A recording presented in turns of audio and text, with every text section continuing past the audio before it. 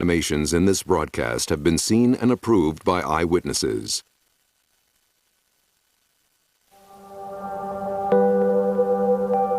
Do you believe in flying saucers? It's coming this way.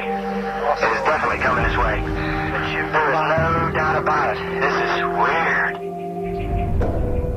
weird. There's other life out there, and there's also intelligent life. That doesn't mean it's easy to find. It's quite natural to wonder about our place in the universe. To suggest that we're alone is inexcusably egocentric. The federal government knows fully well what is taking place with regard to the UFO phenomenon. They're not sharing that with the American people. I believe that the object that I saw was extraterrestrial. These objects would hover, they would dart very quickly one way or the other. I'd never seen anything like that.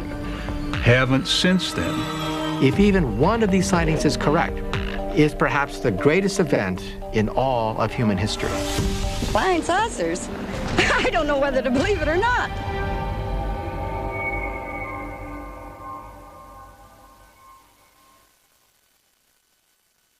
Hello, I'm Peter Jennings.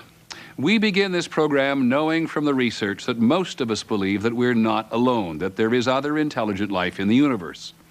NASA is searching for evidence of life in our solar system. Recently, NASA and the European Space Agency landed a probe on Titan, one of Saturn's moons, looking for signs of life. The scientists at NASA would be happy to find a fossil, a microbe, anything to prove that life out there exists in some form. But tonight, there are millions of people here on Earth who believe that intelligent life from outer space is visiting us. And they believe that they have seen the evidence. It was so shiny, it looked like someone was shining a very bright light on a piece of aluminum. The craft is disc-shaped, probably bigger than a 747. And it arced over the top of our car. Then there was a third object even behind the first two. So it came across and just stopped. It went back the direction it came from. This light went like this. That forever gave me the view that something other than us was out in the world. There's no doubt that we're being visited. There is no doubt. They are definitely here. Why they're here, where they're from, you can only speculate. More than 80 million Americans believe that the Earth has been visited by extraterrestrials, visitors from outer space. And after a count of about 4 seconds, gone. We're probably missing. More than 40 million Americans say they have seen or know someone who has seen an unidentified flying object, a UFO.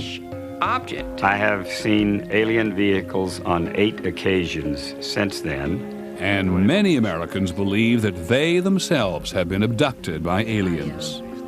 I find myself floating from my bed. 4 of these beings came into my house, came in and got me.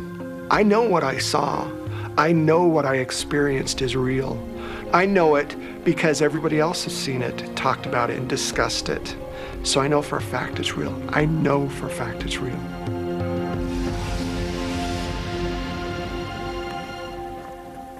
Real to some, fiction to others. Most scientists would rather look for life in a grain of sand than believe that aliens are here among us.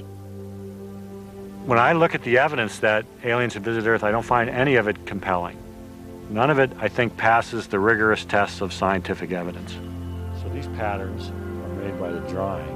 NASA scientist Dr. Chris McKay studies life in California's Mojave Desert, looking for clues to how life might exist on a dry, barren planet like Mars. Here in the Mojave, I know that there was life here. I can reach down in the soil and pull it up and analyze it and find evidence that there was life here when there was water here. I'd like to do the same thing on Mars. Scientists, including McKay, believe that the universe is so vast there must be other places where life exists. If you look at all the people interested in life beyond Earth, there's scientists and UFO searchers. What we all have in common is a belief that there's life out there. We really have that commonality. The difference is how we approach what to do with that belief. What I do with that belief is approach the problem scientifically. So I don't disparage or ridicule the UFO phenomenon. I see it as, in a sense, a shadow of the same kind of work I do. The UFO phenomenon, only a shadow of mainstream science. But people throughout the world believe that unidentified flying objects are spacecraft guided by intelligent beings from beyond the Earth. I have no idea. I flashed the light at it. And if you are among the believers, you have probably spent at least a few late nights listening to the program broadcast from this desert compound. Coast to Coast with Art Bell is the place to talk about UFOs, or ufology, as many of his listeners call it. West of the Rockies, you're on the air. Hi. Hey, Art. This is Matt in Colorado. Hey, Matt. Hey, got a sighting for you that happened last summer. Oh? It was huge, a cigar shape. The common cause of ufology is to finally determine what in the hell is flying in our skies. It hurt your eyes, so I turned away. When I looked back, it was gone. I think that Coast to Coast AM is the main conduit for ufology information. And over my phone lines have come the most informed ufologists, the best scientists, and some of the craziest people you'll ever meet. And was moving very slowly with the cloud cover. It definitely overflew New York City. And I never heard about a triangular UFO until I looked it up and I found that you had seen one. Yep. And Coast to Coast began as actually a political show, kind of like everybody else's political show that radio is infested with. And one day I got sick of doing the same damn thing over and over again, the same politics over and over. And I began to sort of inject a little, well, a different kind of programming, you know, aliens and... 3 points of light. The weird thing about them was... Coast to Coast became the fourth most popular program on American radio. It was really weird. Like they were doing a dance? Yeah, exactly. And they went over the rooftop. I think we're fascinated with the whole concept of alien intelligence because it would be so strange if we were all alone. Imagine for a moment how it would feel if we were all alone, if there was no other life, intelligent life, anywhere in all that you see out there. Art Bell and his wife Ramona say they encountered something from out there in 1994. We were on the way home from Las Vegas, about a half mile from where we're standing at the moment. I just happened to look out the rear view mirror and just saw something coming up from behind us. And it looked like it wasn't normal. And I kept saying, what the hell is that? And this thing floated above our heads, doing about 30 miles an hour. That's a good word, float. Yeah. Floated, yeah, it floated. Or had to have been defying gravity, or it was a lighter than aircraft. I don't know. But it was triangular, it was monstrous. The moon and the stars went away, and there it was above us. And we stood and watched it go across the valley and head toward the mountains.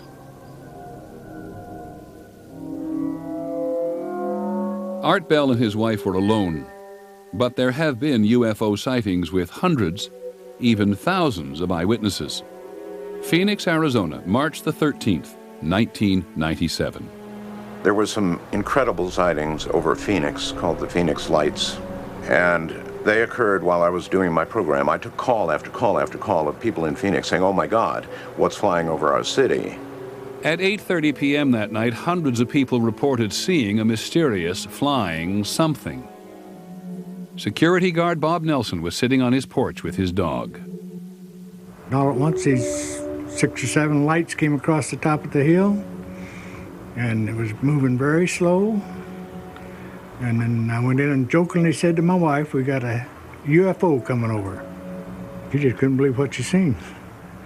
And of course, she didn't know what she seen. Sue Watson and her children, Brian, Aaron, and Kevin, were in their front yard. We saw this incredible sized vehicle. There were 5 huge lights in the very front of it, and it was in a boomerang shape. I'm only a mile and a half from that mountain, the top of that mountain.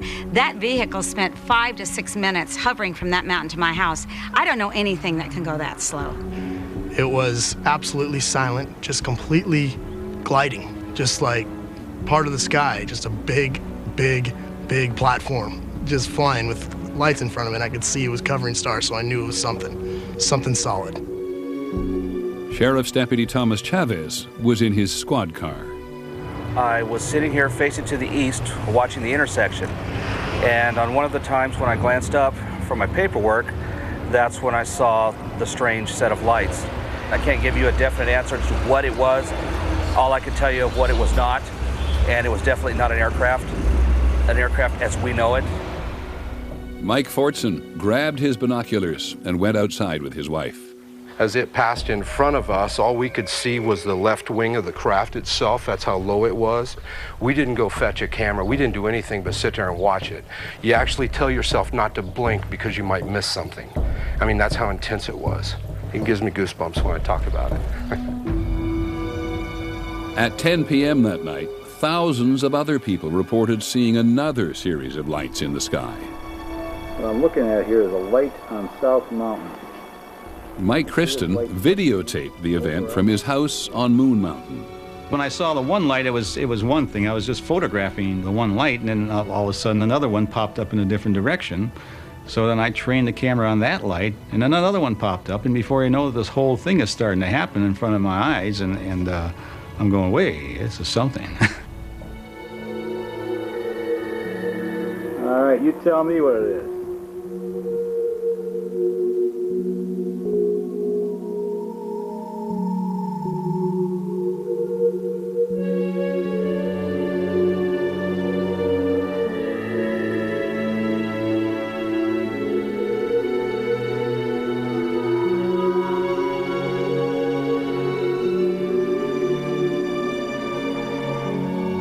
Hey, Sue?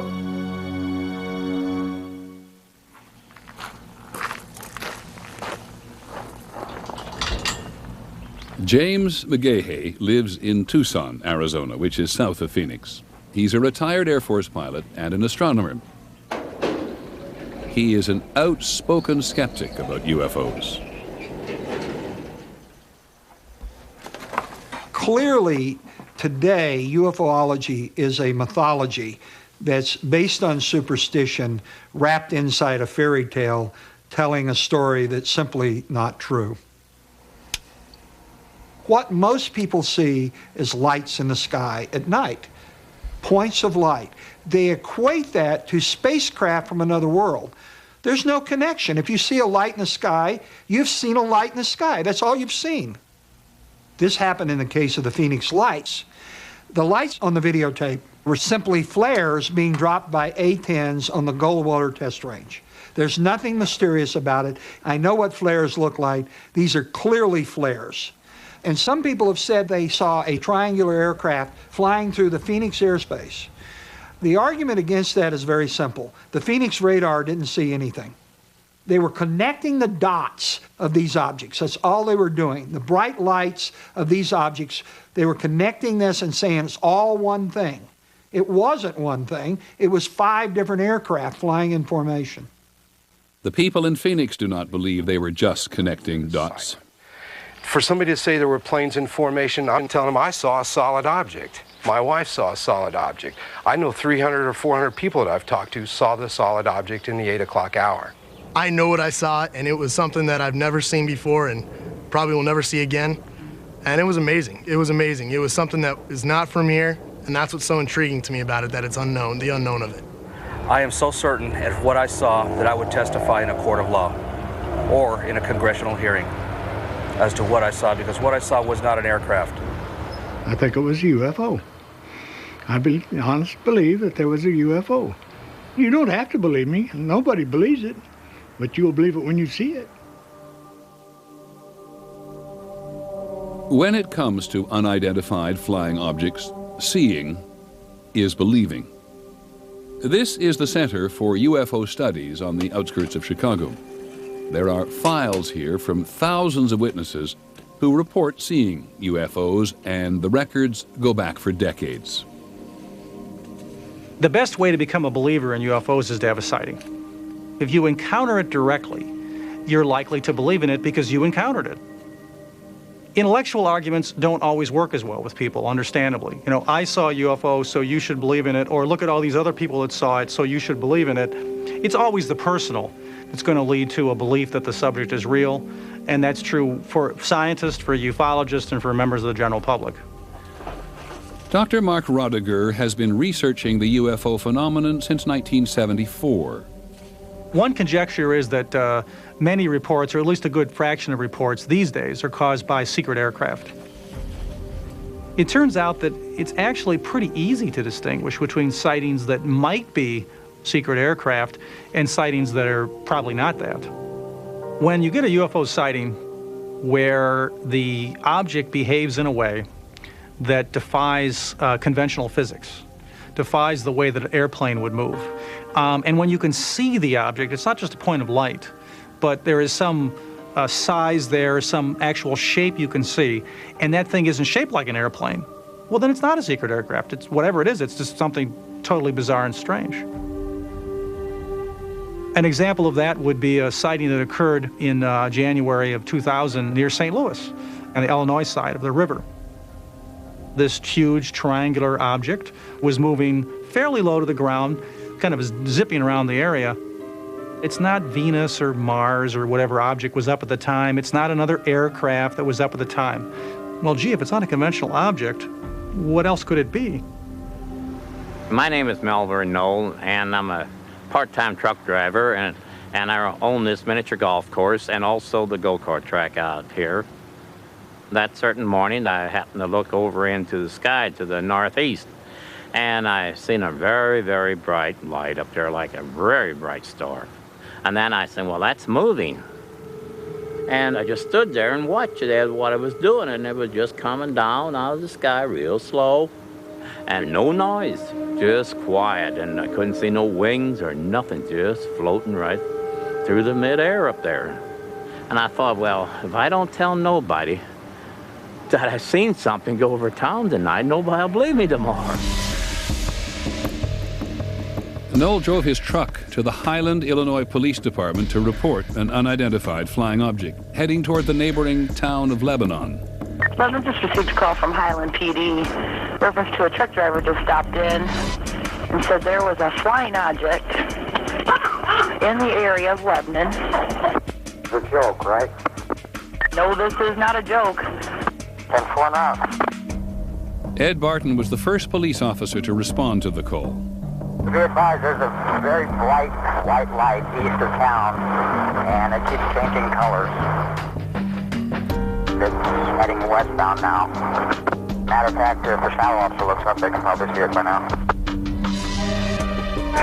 2550, I see something, but I don't know what the heck it is. At 4:23 a.m., police officer David Martin saw the UFO over a field on the outskirts of Shiloh. I happened to look over and saw this large floating object that was just moving very slowly. It was probably about a football field in length. It had 3 large bright lights lighting up the sky underneath it. I honestly don't know what it was that I saw, other than I know it wasn't a plane or a helicopter or a blimp. Police reported the object over Lebanon, over Shiloh, over Millstad, over Dupo. Detective Mark Lopino says he saw it as it approached O'Fallon, Illinois. I was driving eastbound on Highway 50 when I see the object, the UFO, if you will. I first thought it was probably a bunch of helicopters flying in some type of formation.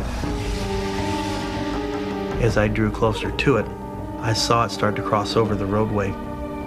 It was unlike anything I have ever seen before.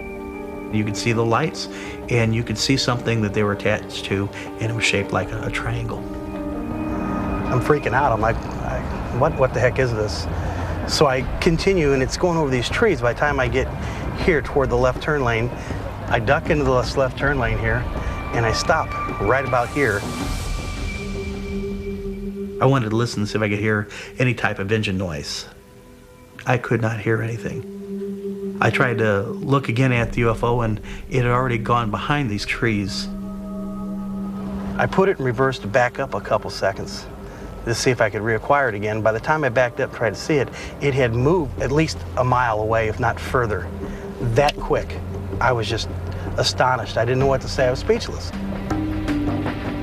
6 people, including 5 police officers, saw an object over southern Illinois that night. And they all describe what they saw as a massive triangular object flying in total silence. It very well could be an alien ship. I don't know. I guess that's why they call them unidentified objects. I don't know. I do know that it wasn't a plane that I've ever seen before. Am I saying it was alien spacecraft? No, I'm not saying it was a military craft. I'm saying I can't identify the object, and it's an unidentified flying object by its very definition. There was no official investigation of the sightings in Illinois or Arizona. The U.S. government is not in the business of investigating UFOs.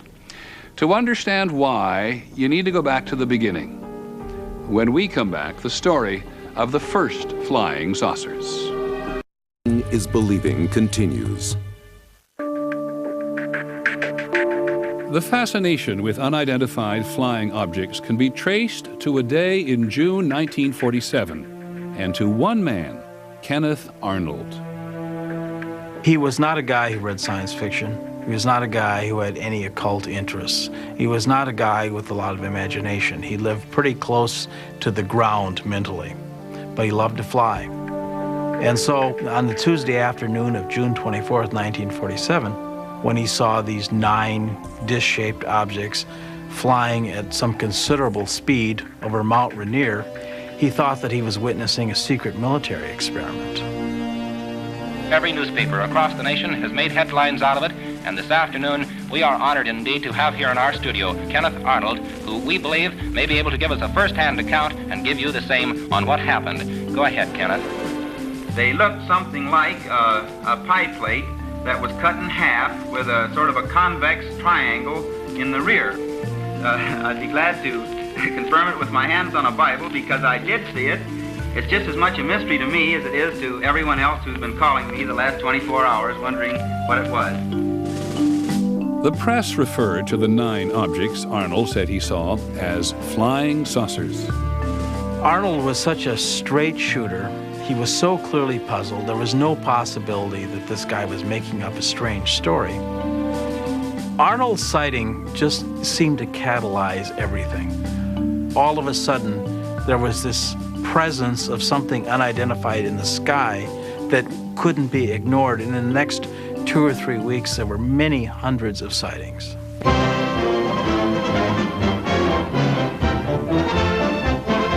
Army fighter planes are on patrol for flying saucers.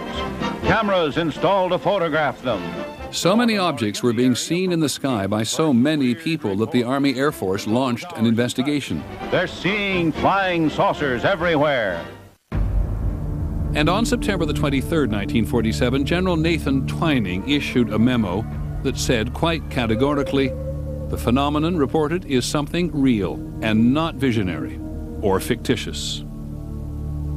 When it appeared that technological devices of some kind were penetrating American airspace, and we didn't know what they were and had no idea what to do about them, this was obviously a national security problem. It was the beginning of the Cold War, and what Americans feared most was being attacked by the Soviet Union. We didn't know what they might have flying. And so those concerns by the government, legitimate concerns by the government for our security, led eventually to them establishing a full-time office to investigate UFOs. The Air Force investigators quickly came to realize that they were not dealing with Soviet aircraft. Nothing man-made performed like flying saucers. They started thinking, well, if the Soviets aren't doing this, there's really no thing on Earth that can be doing this. And then on July the 24th, 1948, 2 experienced commercial pilots, Clarence Childs and John Whitehead, were flying at night over Alabama when they encountered what they described as a cigar-shaped object, perhaps 100 feet long, flying faster than any aircraft they had ever seen. It had, they said, 2 rows of windows and they could see lights inside. and orange-red flames shooting out of the tail. Air Force investigators couldn't explain it. It could not possibly fly unless it had an engine in it that was beyond anything anybody on Earth could make. And this, in a sense, was their proof that they were dealing with the extraterrestrial technology. The Air Force investigators trusted the testimony of these experienced pilots and were forced to consider the incredible. Since 1948, there have been thousands of sightings by commercial and military flight crews. March the 12th, 1977. I was flying a trip from San Francisco to Boston, non-stop in a DC-10. It was an Airbus 320, and we had 24 passengers on board with very good condition. We were at 39,000 feet. We were just north of Dallas-Fort Worth. It was a beautiful, clear night. Out of nowhere, some lights appeared.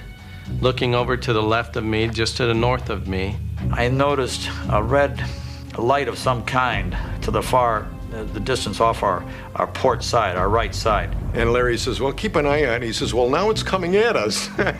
So. And they began a turn from pointing directly at us in an echelon sort of a turn away. It was not a plane, it was not a weather balloon. It was huge, absolutely huge. It was dark red color. And so this object began to become transparent and it disappeared. It was absolutely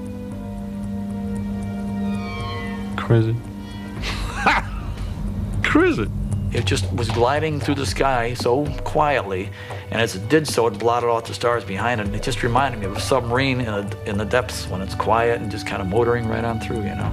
There were no wings, there were no windows, and it was cigar-shaped. I saw what I saw, and this thing was not from here. I watched this big, gigantic light go out behind our left wingtip, and then as the turn progressed, it disappeared in the distance off to the back at a very high rate of speed. I've flown all the jets. I flew in the war. I flew B-17s in the war. Everything. I've got over 30,000 hours of flight time and never had a sighting as that one. So it was once in a lifetime. In the fall of 1948, Air Force investigators were convinced by the testimony of pilots. In a remarkable top-secret report to General Hoyt Vandenberg, the Air Force's Chief of Staff, the investigators said the Earth was being visited by alien spaceships. They took it so seriously that they risked their own careers by writing an estimate of the situation that they sent on to higher headquarters and said that UFOs, some of these UFOs could be extraterrestrial, which of course was not received well by the Pentagon. Hoyt Vandenberg looked at this thing and he said, I cannot accept this. I cannot accept this kind of conclusion because you don't have concrete proof that that's what kind of a device we're dealing with. The eyewitness accounts from experienced pilots were not enough for the general. The Air Force wanted the flying saucer phenomena to go away, but the popular fascination with mysterious flying objects was growing.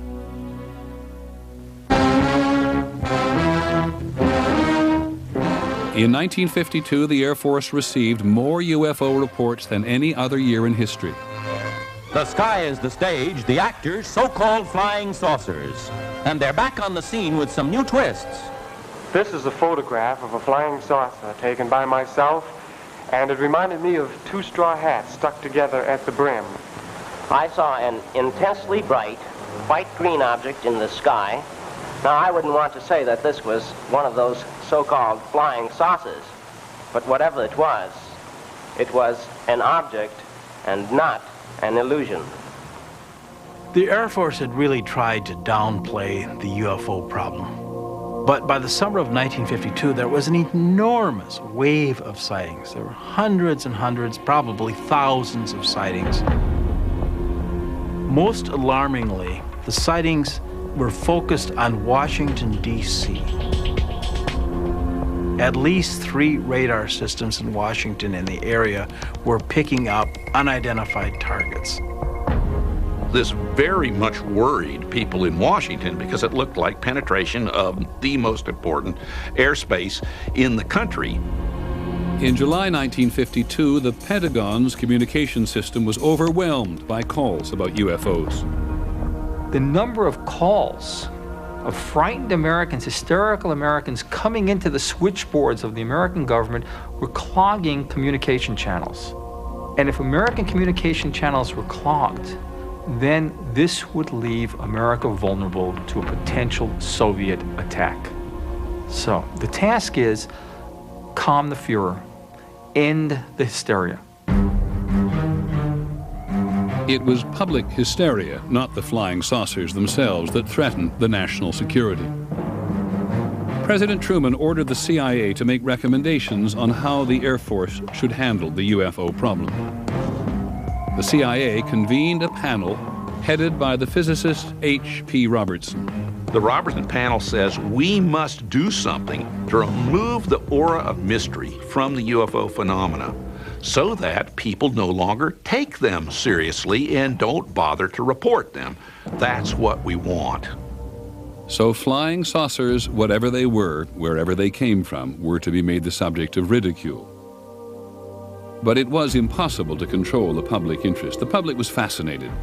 One of the most widely read magazine articles at the time proclaimed, "The flying saucers are real." One of the most respected publications in America, Life magazine, published photographs. Just a minute, ladies and gentlemen, I think something is happening. And then came the movies. The day the Earth stood still. This could be the beginning of the end for the human race. The War of the Worlds. The meteors, or the often ridiculed flying saucers, are in reality the flaming vanguard of the invasion from Mars. Flying saucers have invaded our planet. Washington, London, Paris. Earth versus the flying saucers. The whole world is under attack. Can it survive? The government simply could not control the public's appetite for a phenomenon so intriguing. They're pulling us up. When we come back, the Air Force tries to explain the unexplainable. Prisoners hurtling through endless space. Today, if you ask the Air Force about UFOs, it will tell you there is no evidence that they are extraterrestrial vehicles, and there is no evidence that they represent technology beyond our own. The Air Force will cite as proof its own 22-year study called Project Blue Book. During the 1950s and 60s, Project Blue Book, based at Wright-Patterson Air Force Base in Ohio, investigated hundreds of UFO reports every year. They came from every part of the country, from people in every walk of life.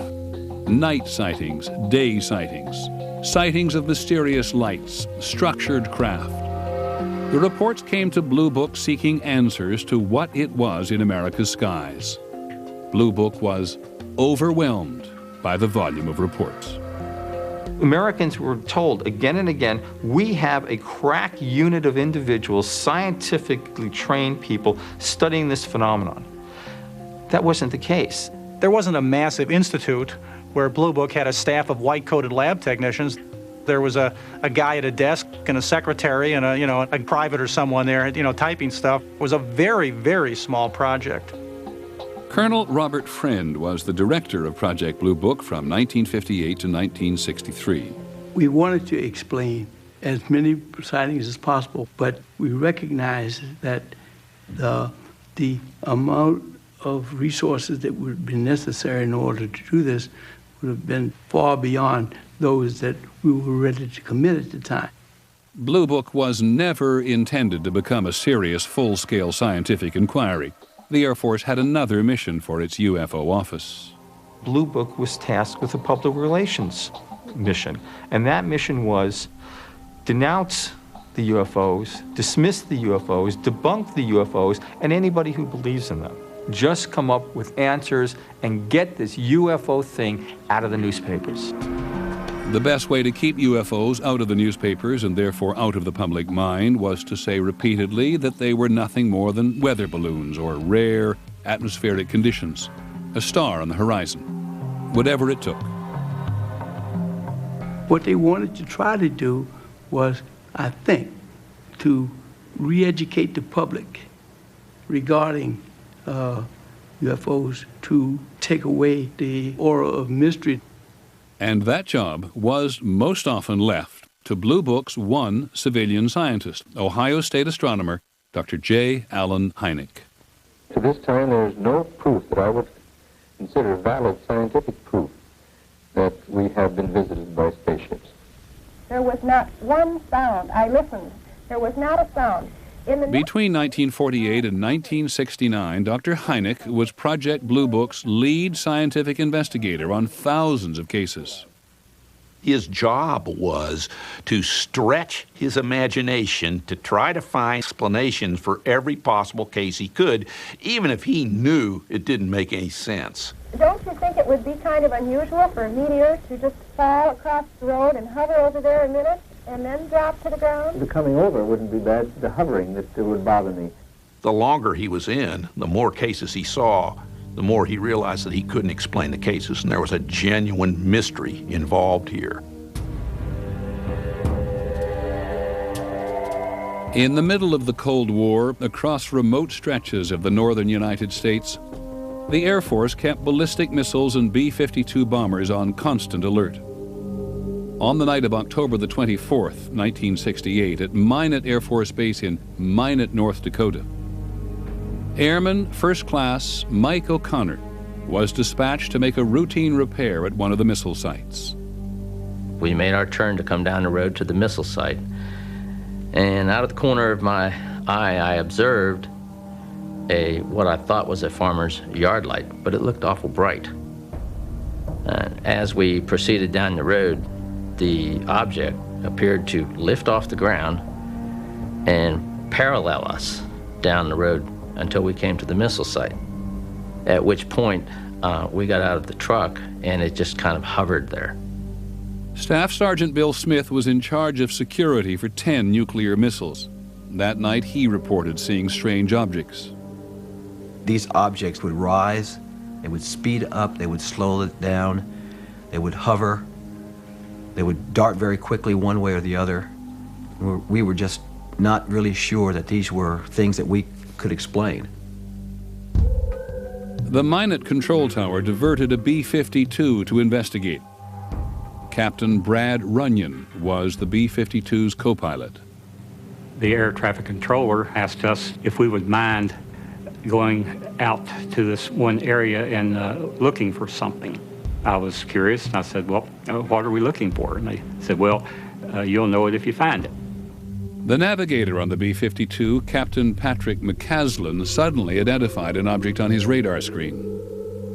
I saw a return, faint one sweep, bright the next, large, off our right wing, 3 o'clock, at about 3 miles. And at that point, I asked the radar navigator to turn on the camera, which would then take pictures of whatever was on the radar screen. These pictures of the radar screen show the object flying in formation with the B-52. This thing was climbing out with us and maintaining the same heading we were. That was unusual. But what really watered my eyes when this thing backed away and allowed us to turn inside of it. When the object suddenly disappeared from the radar, the bomber turned back to find it. Co-pilot Runyon was the first to spot what appeared to be a glowing craft hovering near the ground. When things like that are happening, it seems like time just stands still. My estimate, overall object was a minimum of 200 feet in diameter, and it was hundreds of feet long. It had a metallic cylinder attached to another section that was shaped like a crescent moon. I felt that this crescent moon part was probably the command center. I tried to look inside the thing, but all I could see was a yellow glow. At that point, I was fairly sure that I was looking at an alien spaceship, something that had come here from some other planet other than Earth. Co-pilot Runyon and the other crew members of the B-52 reported their sighting when they returned to the base. According to Blue Book's investigation, the crew of the B-52 and 16 witnesses on the ground said they saw a UFO that night. In its final report, Blue Book concluded that they were all seeing stars. None of those pilots saw a star. I know those pilots. I know what their training was. I know how many stars they'd seen in the course of their careers, and they were not looking at a star. It bothers me that Blue Book blew it off. I don't think this incident has ever been adequately explained. The Air Force finally got out of the business of trying to explain UFOs in 1969. It closed down Project Blue Book after an independent commission concluded that UFOs were of no scientific interest. There was one loud dissenting voice: Blue Book's once skeptical chief scientist, Alan Hynek. After more than 20 years and more than 12,000 UFO investigations, Dr. Hynek had become a believer. In Blue Book, for instance, we would get reports from military pilots, and that was particularly embarrassing to the Air Force because after they had trained those men, and they couldn't very well, they could say that a civilian pilot might have been untrustworthy, but they could hardly say that to of their own military pilots, and we got case after case after case from military pilots which never hit the press. The difference between Alan Hynek and the people he worked with in Blue Book was this. He was a scientist and they weren't. And he never forgot that he was a scientist. The Air Force paid his checks and paid him well. But they couldn't quell his scientific curiosity. And it was his scientific curiosity that finally won out. And that will, I think, probably at some point in the future history of science, will earn Alan Hynek a reputation as a courageous and principled man. Dr. Hynek spent the rest of his life investigating sightings and calling for a serious scientific inquiry into the UFO phenomenon. Most of his fellow scientists rejected his opinions.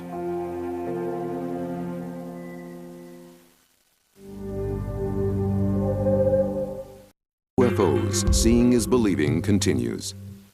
Dr. Alan Hynek failed to interest the scientific community in UFOs. At issue was the nature of the evidence. Ufologists argued that the sheer volume of eyewitness sightings is proof that something extraordinary is happening. But mainstream scientists categorically reject eyewitness testimony. I don't care how many people say they've seen something. They've seen the lights in the sky. As a scientist, I need something better than your eyewitness testimony, because even if in the court of law, eyewitness testimony is a high form of evidence, in the court of science, it is the lowest form of evidence you could possibly put forth. It doesn't matter whether it's President Jimmy Carter who saw a UFO, which he thinks he did, or Farmer Bob. It doesn't matter. Everybody has eyes and ears and a brain that perceives and so on. I think they're all equally unreliable as eyewitnesses. We're very bad at recounting things we think we saw. My husband and I were flying our airplane. It was at night, and we saw a light. We saw a bright light at 2 o'clock position. And it was one of those, oh my goodness, kind of moments. Jack, do you see that? Yeah, I see that. And there really is a light there, right? And it's coming towards us, right? It was this, I know I'm seeing something. It's really there. And we just sort of, we looked at each other, we said, this can't be happening to us. We can't be seeing a UFO. We're so skeptical. But look, it's really there. And then clouds that we didn't realize were there spread apart enough for us to understand that what we were seeing was a piece of the moon, that it was just shining through a hole in the clouds. Things are often not what they seem. For scientists, seeing is not believing. For them, only physical evidence will prove that UFOs are visiting Earth. They do believe that life exists beyond Earth, and they have spent decades searching for the first piece of evidence. A spacecraft launched by NASA and the European Space Agency traveled billions of miles, and in January 2005 landed a probe on Saturn's moon Titan. No human spacecraft has ever landed so far from Earth. These images of Titan's surface suggest an active world of rivers and oceans. Scientists believe that where there is liquid, there may be life. If we look for life in our backyard, our cosmic backyard, if we look there and find life, imagine what that tells us. That some other random place that happens to be a nearby planet has life just the way we do. Then there's no telling how rich the entire universe is with life. There is still no evidence that the universe is rich with life, but mainstream scientists think there has got to be life. There's more than 100 billion stars in our Milky Way galaxy alone. And there's more than 50 or 100 billion galaxies in the universe. You multiply these two numbers, that's a 1 with 21 zeros worth of stars in the cosmos. To suggest that we're alone is inexcusably egocentric. Somewhere among the billions of stars in our galaxy, or in the billions of other galaxies in the universe, scientists believe there must be other planets, just like Earth, where life exists. What created Earth and man must have created life somewhere else, they say, in the vastness of space. Somewhere, there must be another developed civilization trying to reach us. Dr. Frank Drake has been listening for 45 years. In 1960, in Green Bank, West Virginia, Dr. Drake first pointed a radio telescope at a nearby star to listen for a signal. We just had this feeling that something very important was starting, that this was a new road that human beings were taking that was going to lead to very wonderful places and very wonderful things for our civilization. Dr. Drake's experiment marked the beginning of a project called SETI, the Search for Extraterrestrial Intelligence. Dr. Seth Shostak is an astronomer who works with Drake at the SETI Institute. We've been broadcasting our existence to the universe for the last 50 or 60 years, and we've been doing that with our high-powered radio and television transmissions. Every day, those signals just go right on out into space. That's how we're broadcasting into space, and we kind of turn that idea around when we try and find the extraterrestrials by trying to find their broadcasts. Dr. Drake remembers the day of his first search in April 1960. For all we knew, every star in the sky had a radio transmitting civilization. We might succeed the first day. We even had a tape recorder connected to the radio receiver so that we could tape record any voices we might hear from the other worlds. And so we pointed at the first star, and when it finally set in the west, we moved over and pointed the telescope at the second star. And we heard on a loudspeaker a signal like we'd never heard before with a radio telescope. And it was a lot like a lot of people said we might detect, a series of pulses. It sounded like choo, choo, choo, choo, choo, choo, choo, choo, choo, choo, choo, choo, choo.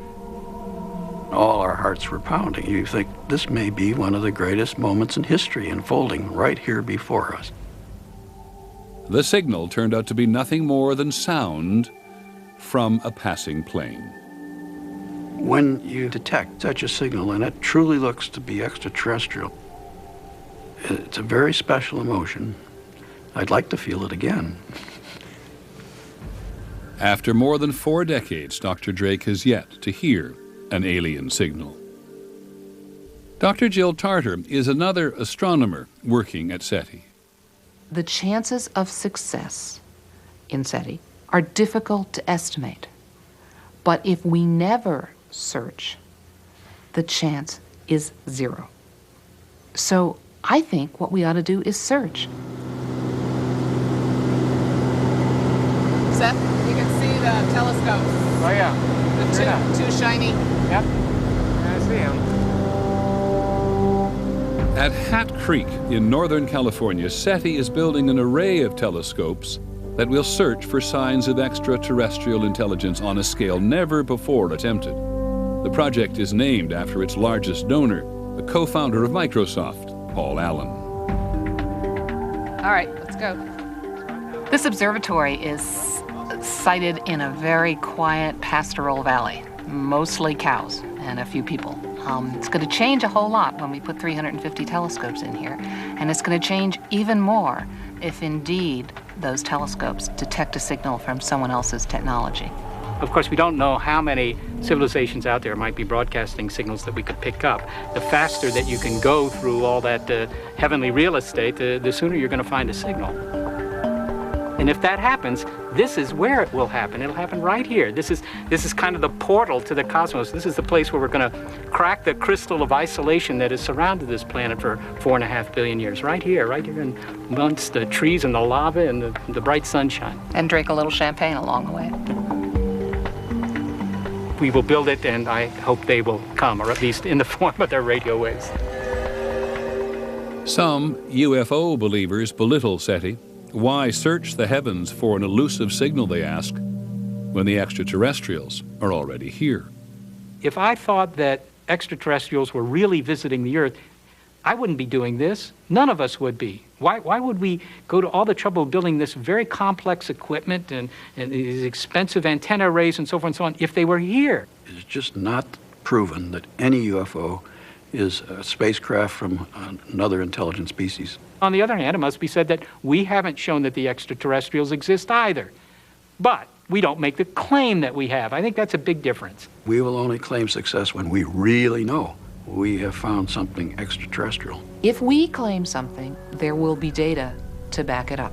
Doggone it, we're going to tell you it's up there at these coordinates in the sky. It's at this spot on the dial at this frequency. So take out your own antenna and go out and verify it. We would encourage you to verify it. Okay? And that's the difference between science and myth-making.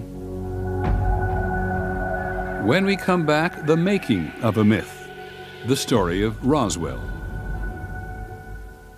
Seeing is Believing continues.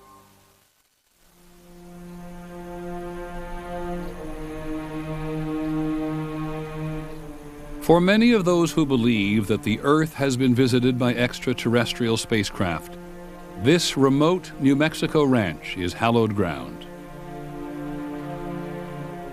The story goes that it was here in the summer of 1947 that one of the greatest discoveries in human history was made.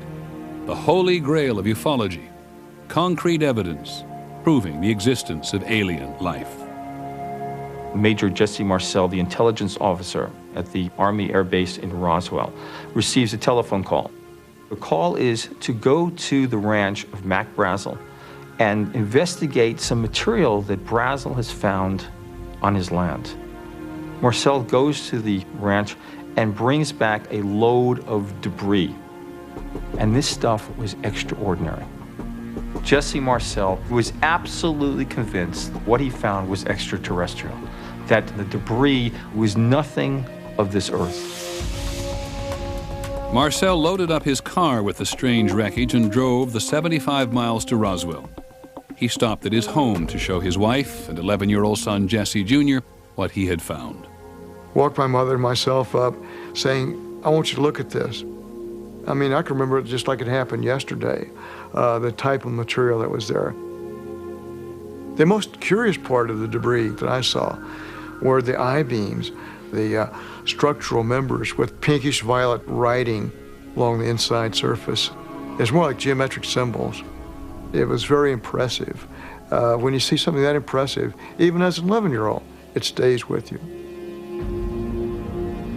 Jesse Marcel Sr. took the debris to the Army Air Force Base at Roswell early in the morning of July the 8th. And by noon, the base commander, Colonel William Blanchard, authorized a press release proclaiming that what Marcel had found was the remains of a flying saucer. Headline edition, July 8, 1947. The Army Air Forces has announced that a flying disc has been found and is now in the possession of the Army. Army officers say the missile has been inspected at Roswell, New Mexico, and sent to Wright Field, Ohio, for further inspection. Russia has demanded... There was tremendous public excitement. I mean, the newspaper archives from that time, it was just all over the place. I mean, it was national news. It was a big deal. And people were very excited and very frightened and everything else. For one moment in history, Roswell, New Mexico could claim to be the only place on Earth where evidence existed that this planet was being visited by alien spacecraft. It was a short moment. The next day, there was a press conference organized by General Roger Ramey. And Roger Ramey says, "We did not recover a flying saucer. This is no flying disc. What we recovered was a weather balloon." The papers reported General Ramey empties Roswell saucer. The Army Air Force reduced Marcel's discovery to nothing more than a harmless, high-altitude weather balloon. The public accepted it. This was immediately in the wake of World War II, and I think most people basically trusted the government. And so, they had no doubt that this was genuine, and this was true of the press as well. There was very little skepticism about it, and it just kind of went away. For 30 years, no one paid any attention to the events at Roswell. Jesse Marcel's story of a flying saucer that crashed might still be forgotten, were it not for a ufologist named Stanton Friedman. I got involved in 1978. I was at a television station in Baton Rouge, Louisiana. The station manager, out of the blue, he says, "The guy you ought to talk to is Jesse Marcel.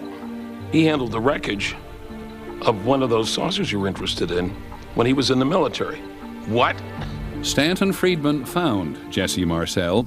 He was retired from the military and was a television repairman in Houma, Louisiana. Marcel had a story to tell. What I saw, I couldn't believe there was so much of it. It was scattered over such a vast area. We found a piece of metal about a 1.5 to 2 feet wide. You couldn't even bend it, you couldn't dent it. Even with a sledgehammer, it would bounce off of it. So it was not anything from this earth that I'm quite sure of. My dad finally came to the conclusion that this is a story that should not be contained or buried. He felt it was time that people know the truth about this. But what is the truth? The wreckage hadn't been seen since 1947, so there was no way to prove Jesse Marcel's claims, which never stopped Stanton Friedman and his fellow Roswell promoters. The first Roswell book appeared in 1980. It said that what crashed was a flying saucer. It said there was no evidence because the government was hiding it somewhere. The government was engaged in a massive cover-up. If there has been a UFO cover-up, it began in Roswell, New Mexico. A persistent rumor holds that the United States government has recovered and is concealing fragments of alien spacecraft. Fragments and more. This all came together at a time when people were ready to buy into conspiracy. And then, in 1989, Unsolved Mysteries did the recreation of the whole event, and off to the races we go. This Air Force base here in Roswell, New Mexico, was the center of a controversy back in 1947 that over 40 years later still remains unsolved. Jesse Marcel's story about a day long ago was becoming an article of faith, and the promoters were busy spinning it every way they could. You think there was a government cover-up? There's no question about that, not only about this case, but lots of other UFO cases. After investigating for their new book, Kevin Randall and Don Schmidt are convinced it was a military cover-up. A parade of new witnesses came out of the woodwork to share the limelight with tales of secret government activity and alien bodies found in the wreckage. The small nose, eyes like this. About how tall? About 5'3", 5'4", somewhere as tall as that thing. Are you saying that extraterrestrials were found in Roswell? Yes. Dead? Dead extraterrestrials were found, no question about it. This is an incredible story. Aliens, the federal government, intimidation, we have a bestseller on our hands. The people who are promoting Roswell realize that there is a gold rush to Roswell. There is money to be made. But your book is only going to sell if your charges are more grandiose, more exaggerated, more powerful. So you have this ladder of escalation of sensationalism. In 1995, Fox Television broadcast what they promoted as recently discovered film of an alien autopsy performed at Roswell. It was seen by more than 20 million viewers. All right, I want to show you something. And then came the X-Files. This is a photo of a UFO that reportedly crashed in Roswell, New Mexico in 1947. Jesse Marcel's unproven story was now primetime mythology. In Roswell, they captured aliens from the spacecraft wreckage. They salvaged various alien technology from them, and from their databanks, they learned of the alien plan to recolonize the Earth. Decades after something fell from the sky outside Roswell, this remote New Mexico town had hit the jackpot. It didn't matter that there wasn't a shred of evidence to support the claim that a flying saucer crashed here. It didn't matter that there were no credible witnesses to alien bodies. On the 50th anniversary of the alleged crash, 65% of Americans told a Time magazine CNN poll that they believed the story. The myth, that is. The crowds come to celebrate the place where the truth about flying saucers and alien life was revealed. As for the strange debris itself... Good afternoon, ladies and gentlemen. In 1994 and 1997, in reports called the Roswell Incident and Case Solved, the Air Force offered its explanation. We're confident once the report is out and digested by the public that this will be the final word on the Roswell incident. The conclusion of the first report left no doubt that what was recovered near Roswell, New Mexico in July 1947 was debris from a formerly top-secret Army Air Forces research project, codenamed Mogul. Project Mogul was so secret it had the same security classification as the project to build the atomic bomb. These high-altitude balloons, with their instrumentation, were designed to detect Soviet nuclear tests. They were tremendous in size, as long as 650 feet. And in 1947, nothing else on Earth looked like this. When I began to look at the reports from that project and see the kinds of materials that were used, weather balloons, aluminum foil-covered radar targets that had struts that had funny little markings in purple and pink all over them. And then I took a look at the descriptions of the genuine debris that was found. It all matched. It all fit. So the irony of all of this is that the great Roswell mystery, the great Roswell cover-up, arose from a real cover-up, but the intent was not to protect knowledge of a crash flying saucer, but to protect a very earthly project.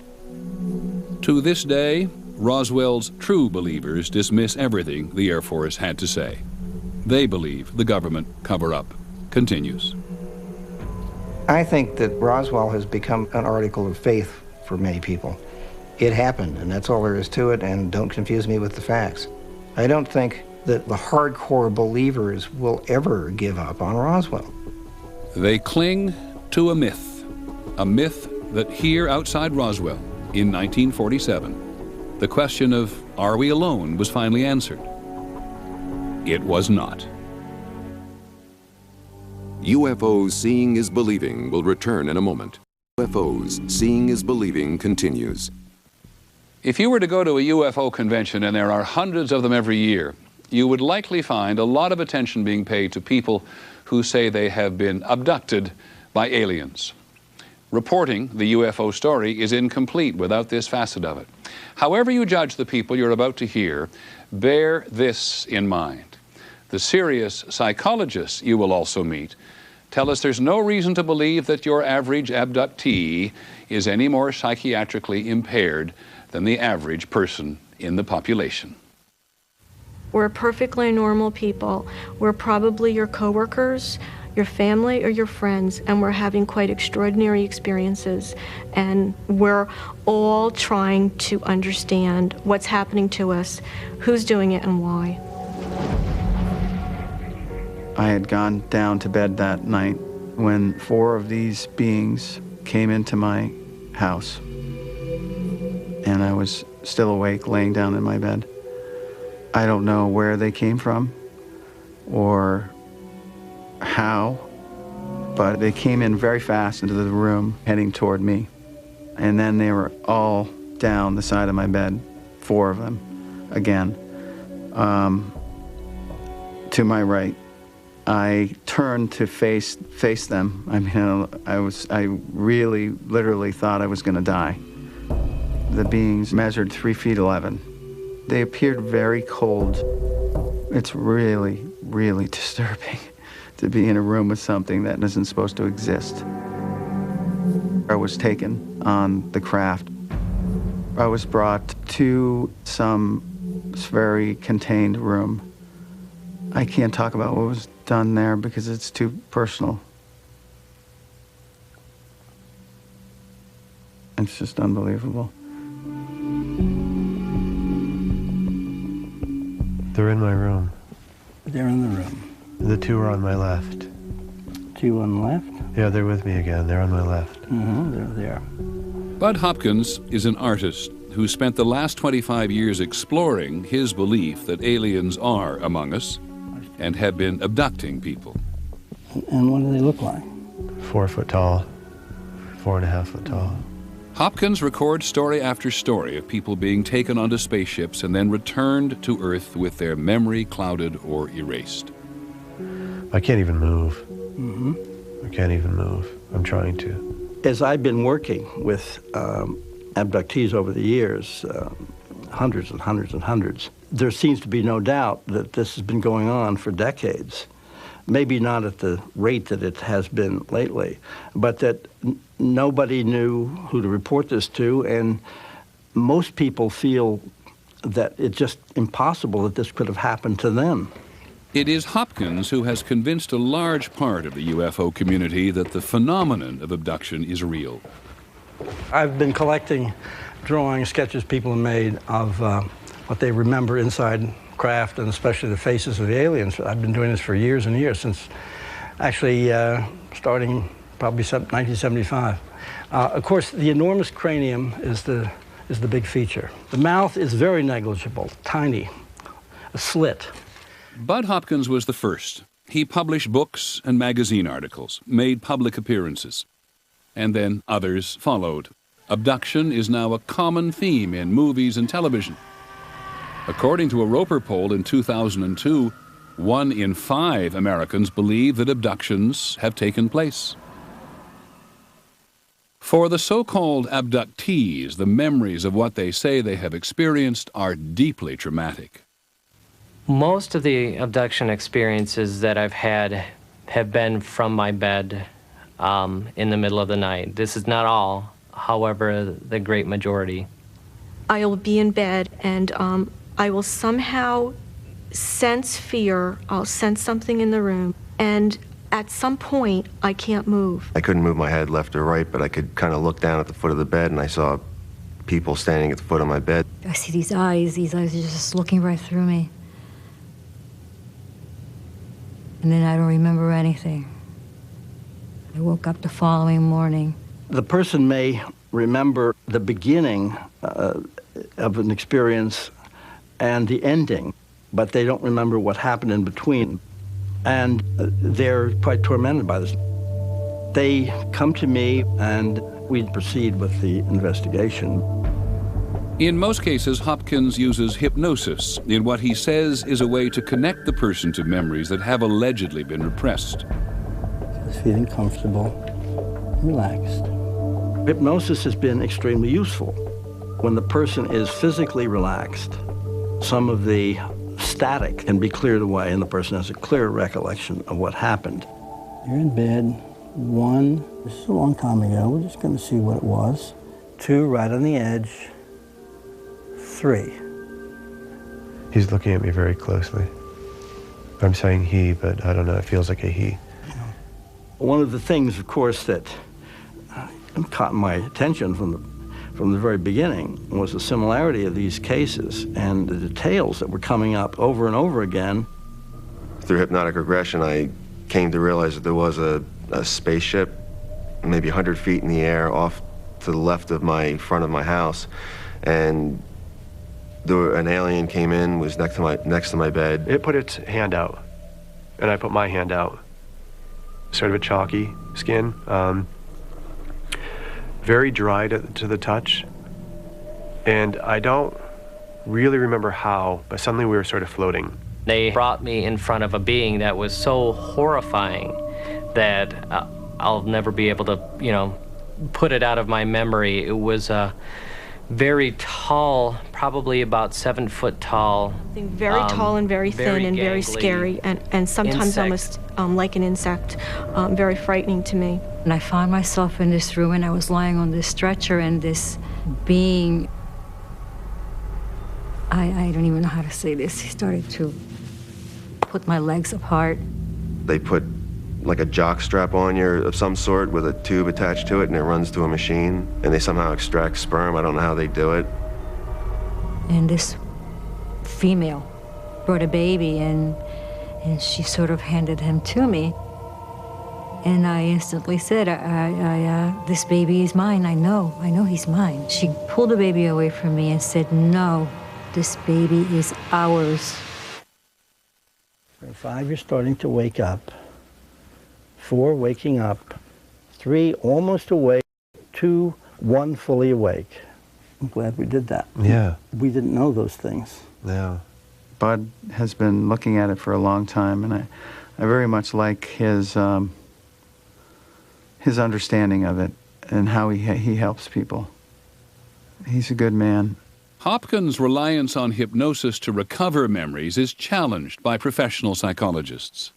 There is no evidence that hypnosis will help you retrieve memories, or if it does retrieve memories, that the memories that get retrieved are in fact accurate.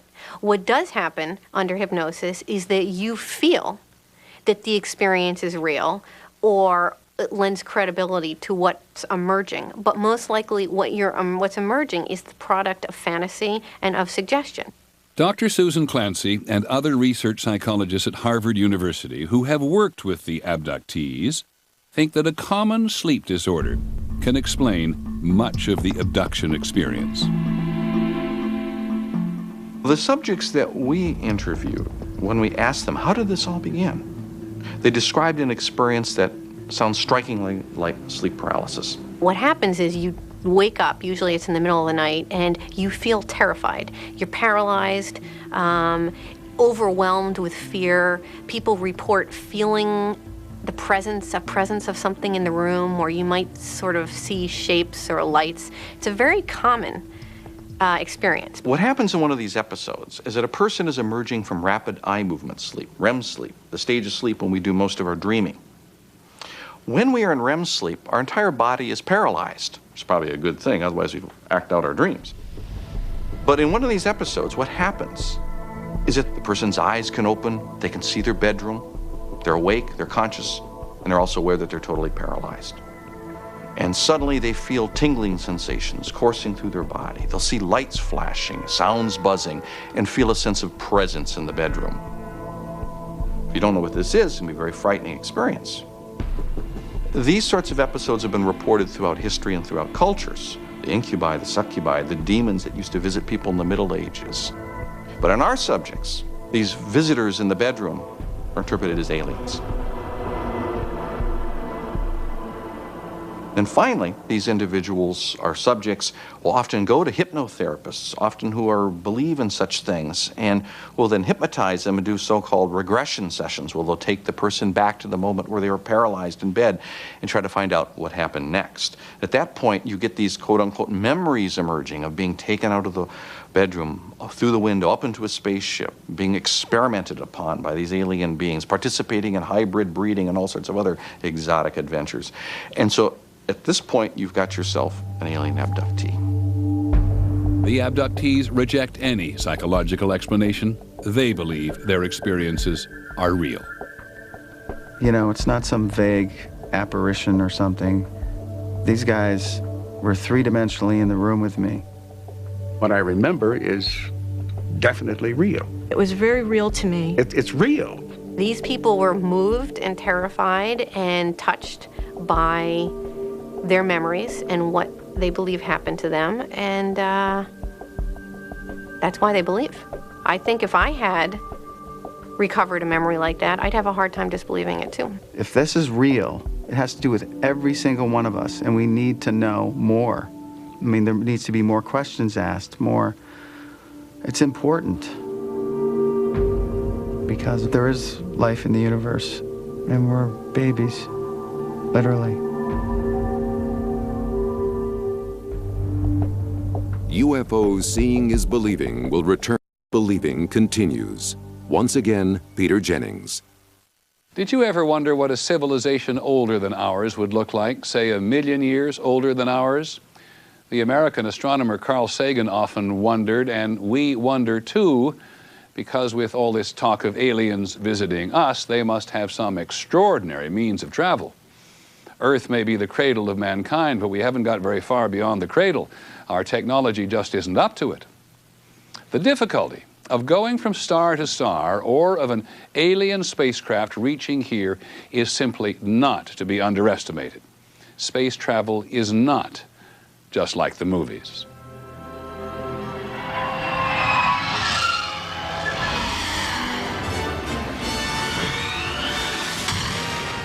Anybody who goes in the movies probably figures that interstellar travel is just a matter of having, dilithium crystals and Scotty down in the engine room, and you can do it. It's borderline on the simulator, Captain. I cannot guarantee that she'll hold up.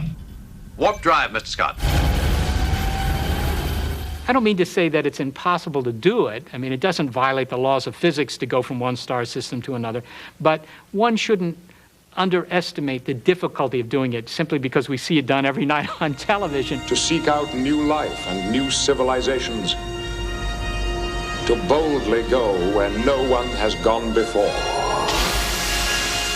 It's more than just a technological problem. It's more than just building a better rocket. The distances are so vast. The energy requirements are so extreme, it would be very, very difficult to travel between the stars. It is a law of science, determined by Einstein, that nothing can travel faster than the speed of light, 186,000 miles per second. The fastest object made by man ticks along at 11 miles per second. Voyager would take 73,000 years to reach the nearest star. Scientifically, we have a rule. You want to be alive at the end of your experiment, not dead. So if you're going to be a part of a space expedition, you want to get there faster than your lifespan. I think the notion of transporting people, as some people think, to other planetary systems beyond our own solar system is so far beyond plausible reality that it's a waste of time.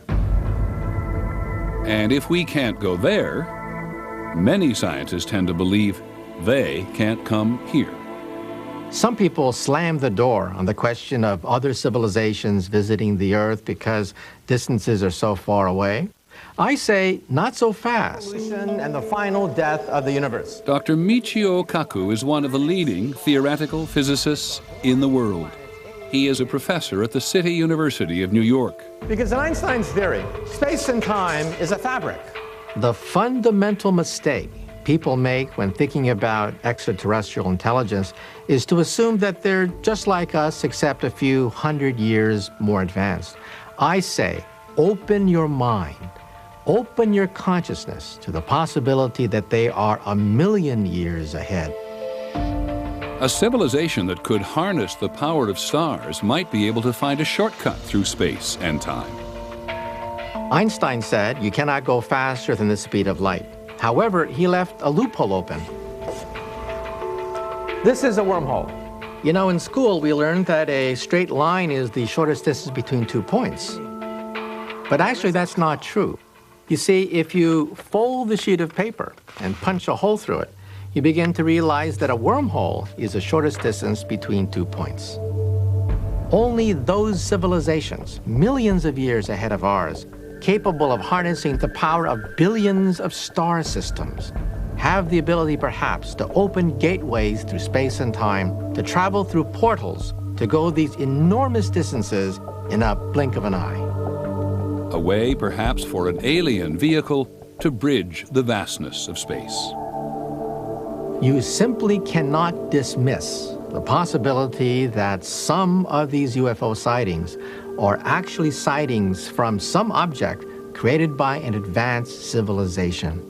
A civilization far out in space, a civilization perhaps millions of years ahead of us in technology. You simply cannot discount that possibility. I have no idea where it was from.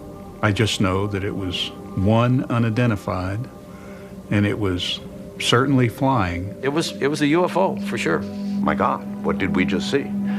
But we saw it, and when you see something of that sort, your life is never, ever the same. I mean, it is like it just happened yesterday. I believe that the object that I saw was extraterrestrial. You can't even sleep because you're thinking, what in the world was it? What was it? And where it came from, when it came from, we do not know. I wish we did. When you look at this handful of cases that cannot be easily dismissed, this is worthy of scientific investigation. Maybe there's nothing there. However, on that off chance that there is something there, that could literally change the course of human history. So I say, let this investigation begin. Peter Jennings reporting, UFOs Seeing is Believing will return in a moment. Seeing is Believing continues. We have often wondered in the course of reporting on UFOs what we would do if we thought we saw one, who we'd share it with. Most people want to tell someone. Today, if you call the local Air Force Base or even the Federal Aviation Administration, they will tell you they don't investigate UFOs. But they may tell you to contact the National UFO Reporting Center. The center is in Seattle, Washington. It is a clearinghouse for thousands of eyewitness reports that come in every year. The National UFO Reporting Center is really one man, Peter Davenport, sitting alone at his desk in the corner of his living room. Davenport is the only person we met who devotes himself full-time to collecting reports and investigating UFO sightings. This is the heart of the National UFO Reporting Center. A telephone, my trusty tape recorder, spare tape recorder if I need it, reference materials with regard to aircraft, and a website. That is UFO Central, if you will, to coin a term. And as modest a facility, physically speaking, as modest as it is, we nevertheless can collect a lot of information. A lot of information from eyewitnesses to add to the already enormous record of sightings going back more than 50 years. Data that science ignores. The proper stance is one of skepticism, because what we ufologists are saying is that the planet Earth is being visited on a regular basis, perhaps on a daily basis. There goes that line. National UFO Reporting Center, good evening. My name is Dr. Scott Crawford. I'm calling from Miami, Florida. I'm an amateur astronomer. Mm-hmm. I was just outside my backyard. Mm-hmm. I saw an object move from east to west over Miami. How long did you see it, please? About 10 seconds. 10 seconds. National UFO Reporting Center, good evening. White, it was like a big ball of white light, and behind it was like this orange flame stuff. Like in the front, it was 4 or 5 windows, and very bright lights, and I thought probably someone was looking out the windows. Mm-hmm. Okay. No lights, no noise. I'm going to guess it was going 1,000 miles an hour or faster. I really don't know. Round spaceship. More than 50 years after Kenneth Arnold saw the first flying saucers, it is left to Peter Davenport and only a few others to investigate this mystery. It changed directions. Mm-hmm. Twice. Every day, 7 days a week, Davenport talks to people, sometimes dozens of people who have seen an object in the sky. People for whom seeing is now believing. Thank you very much. Good night. Wow, this was a good one. We're still hoping to find that golden nugget that will make our position incontrovertible, namely the fact that it appears that these things that we call UFOs are visiting the planet Earth.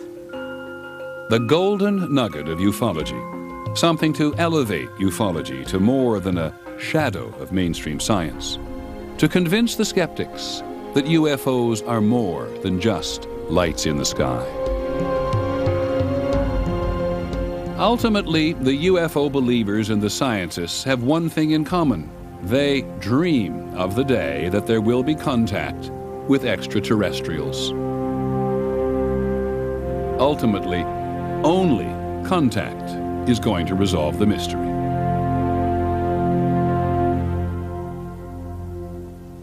It has been a very interesting journey. I'm Peter Jennings. Thank you for joining us. Good night.